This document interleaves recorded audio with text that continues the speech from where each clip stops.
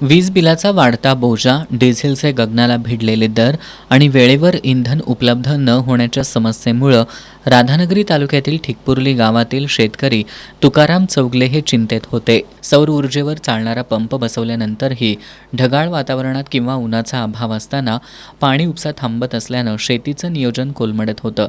मात्र अडचणींसमोर हार न मानता चौगले यांनी उपाय शोधण्याचा निर्धार केला. त्यातूनच त्यांनी भंगारातील PVC पाईप, पोकर, दोरी, दुचाकीचे जुने व्हील आणि अन्य साहित्य एकत्र करून एक स्वयंचलित जलउपसा यंत्र तयार केलं. ओढ्यातील वाहत्या पाण्याच्या वेगामुळं हे चाक सतत फिरतं आणि त्याद्वारे पाणी उचलून थेट शेतापर्यंत पोहोचवलं जातं. डिझेल वाढलेलं आहे, पेट्रोल वाढलेलं आहे, टायमिंगला मिळत नाही, शॉर्टेज म्हणतात. त्या बेसवर हा मी प्रोजेक्ट केलेला आहे. त्याला वीज नाही, लाईट नाही, इंधन कुठला इलेक्ट्रिक लाईट नाही, मोटर नाही, काही नाही. 24 तास हा पंप फिरतो. आमच्या शेतीला कायमस्वरूपी पाणी मिळत नाही पाहिजे त्या टायमिंगला. हा प्रोजेक्ट केल्यामुळं रात्रंदिवस आता 3-4 दिवस एकसारखं चालू आहे.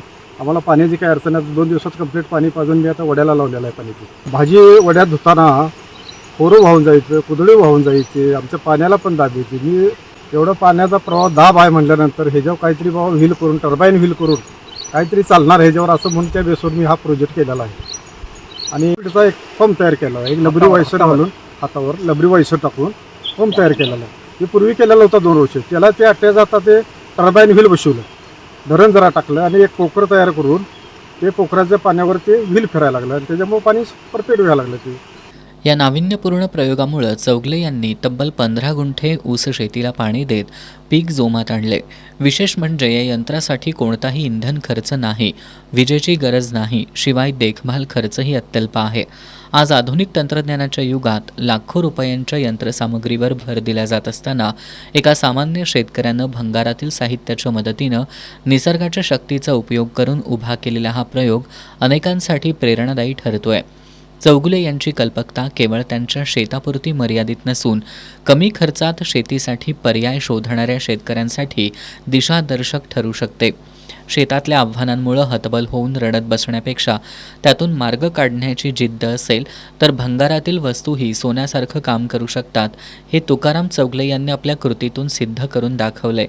त्यांच्या या जिद्दीला, मेहनतीला आणि नाविन्यपूर्ण विचारांना सलाम करावा लागेल.